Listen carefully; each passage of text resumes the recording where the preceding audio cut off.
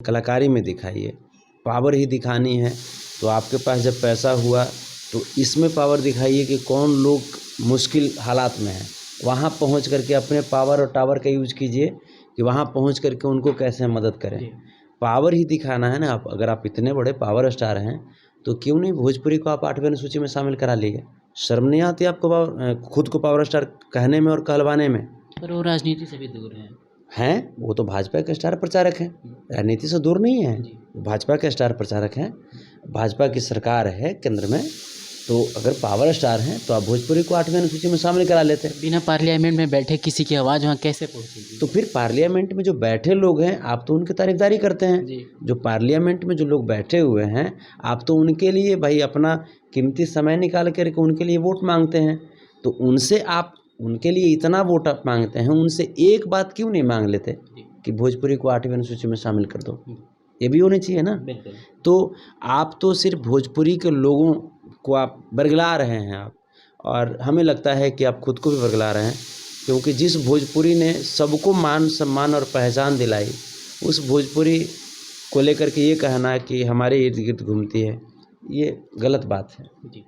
दूसरा सवाल कर लेते हैं। खेसारी लाल जी अभी हाल ही में अपने घर पे ट्राईसाइकिल बांटा, वैसे लोगों को, विकलांगों को जो चल नहीं सकते थे या फिर उनके हाथ पाँव थोड़े उस तरह के थे, तो उस पे भी विवाद हो रहा था। संतोष रेणु यादव जी राजनीति में हैं, वैसे लोगों की पीड़ा काफ़ी नज़दीक से देखते हैं, तो क्या जब आपको भी मौका मिलेगा तो आप भी इस तरह के काम करेंगे और फिर प्रोत्साहन देंगे कि भोजपुरी को अभी जो कलाकार हैं आगे आएँ, समाज के लिए सोचें, क्योंकि जो पैसा उन्हें मिल रहा है, कुछ पैसा हुआ भले ही वो 5% ही क्यों ना हो, लेकिन समाज के प्रति जाए? इस सोच को आप कैसे अपने बयां करना चाहेंगे? नहीं, हमको बहुत अच्छा लगा। हमने देखा कि जो दिव्यांग जो हमारे भाई हैं, बहन हैं, उनको उन्होंने जो ट्राईसाइकिल था उसका डिस्ट्रीब्यूशन किया, तो हमको बहुत अच्छा लगा। क्योंकि हर चीज़ हमने बार-बार कहा है कि पैसा जो है वो आपके साथ नहीं जाएगा। आप जो कर रहे हैं यहाँ पे, वही लोग आपको आपकी कृति के रूप में याद करेंगे। तो ये चीज़ होनी चाहिए, और अपनी जीवन को कभी नहीं भूलनी चाहिए। अपने संघर्ष के दिनों को आप हमेशा याद रखिए, वही आपको आगे बढ़ाएगी और अच्छा करने की प्रेरणा आपको वहीं से मिलेगी।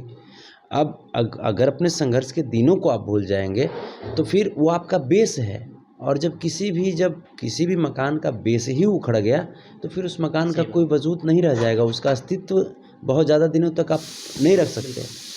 तो खेसारी जी जो कर रहे हैं, या ऐसा नहीं है, पवन जी भी करते हैं, हमसे जहाँ तक हो पाता है, बन पड़ता है, हम भी करते हैं। तो ये जो चीज़ें हैं सब लोग को करना चाहिए, हर लोग आगे आएँ, और मेरी शुभकामनाएं हैं कि जो भी कुछ आप कर रहे हैं ये ज़रूर सोचें कि उसका इम्पैक्ट आपके आने वाले जनरेशन पे पड़ेगा, तो उसी के अनुसार उसी सोच के साथ कीजिए या बोलिए, कि ताकि आपके आने वाले जनरेशन को आप क्या देना चाह रहे हैं।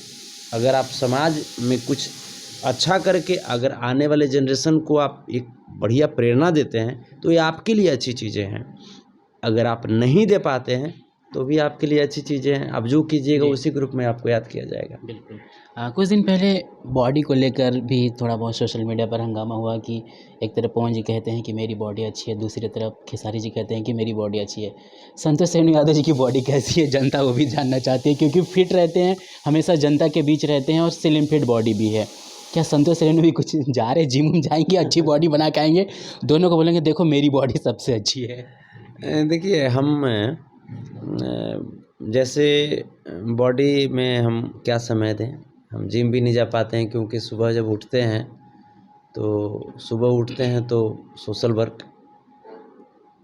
रात में सोने से पहले तक सोशल वर्क, तो समय नहीं दे पाते हैं हम, ये सच्चाई है। और क्या बॉडी बनाना, हम तो जैसे हैं वैसे ही हमको अच्छा लगता है। हमको बस ये लगता है कि सामने वाले कोई भी व्यक्ति आए तो उनके लिए बस हमारा बॉडी वर्क करता रहे, बस इतना ही हमारे बॉडी की ज़रूरत है हमारे लिए। हमको न 6 पैक बनाना है न 16 पैक बनाना है, बस जो सामने वाले व्यक्ति आए, जिस उम्मीद से आए, उनकी उम्मीद पे खरा उतर जाएं, उतना तक बॉडी हमें सपोर्ट कर दे। आपके नज़र में किन की बॉडी अच्छी है? निसंदेह खेसारी जी की बॉडी अच्छी है, निसंदेह। क्या अपने कास्ट को आप खींच रहे हैं या फिर पवन जी को कहना नहीं चाहते? नहीं, ऐसी बात नहीं। पवन जी की आवाज़ बहुत अच्छी है, पवन जी की आवाज़ बहुत अच्छी है। अगर बॉडी की बात आएगी तो किसी से भी पूछ लीजिएगा तो खेसारी जी की बॉडी बहुत अच्छी है। जी, जी। सेकंड लास्ट सवाल करना चाहेंगे। अभी हाल ही में एक तरफ खेसारी जी की फ़िल्म की जो ट्रेलर थी संघर्ष 2 की आई, दूसरी तरफ पवन जी की हर हर गंगे की आई। संतोष रेणु यादव जी ने देखा या नहीं देखा? संघर्ष 2 मैंने देखा और काफ़ी मुझे अच्छी लगी और हर हर गंगे कब आई है मैं देखना चाहूँगा।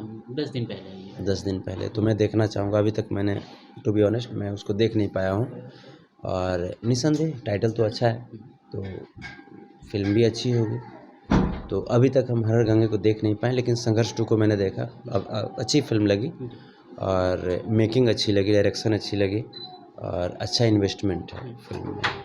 हाँ, हमने जो देखा जी। ये भोजपुरी के लिए पॉजिटिव साइन है। बिल्कुल। एक और सवाल कर लेते हैं जल्दी-जल्दी में। जिस तरह से भोजपुरी को लेकर एक हवाबाजी भी चलती है कि हम अच्छा काम कर रहे हैं, हम अच्छा काम कर रहे हैं। संतोष रेणु यादव जी की नज़र में किस तरह का अच्छा काम होता है भोजपुरी के लिए? क्योंकि अपना सब कुछ झोंकना, अच्छे प्रोजेक्ट पे काम करना, भोजपुरी के लिए सोचना अच्छा होता है। लेकिन संतोष रेणु यादव जी कैसे देखते हैं? क्योंकि कोई सुपरस्टार कहता है कि हम ही अच्छा करते हैं, दूसरा कहता है कि हम ही अच्छा करते हैं। आप कैसे देखते हैं? हम अभी तक जैसे जहाँ तक एक हमारी जो पर्सनल जो थॉट है, जैसे बहुत सारी हमने फ़िल्में देखी, अच्छे बजट की भी फ़िल्में देखी, लेकिन मैंने कभी भी एक रियल ड्रामेटिक फ़िल्म नहीं देखा भोजपुरी में, जो पहले हुआ करती थी। जैसे आज भी आप देखते होंगे कि बॉलीवुड में मात्र 10 लाख 15 लाख के बजट की भी फ़िल्म जी। को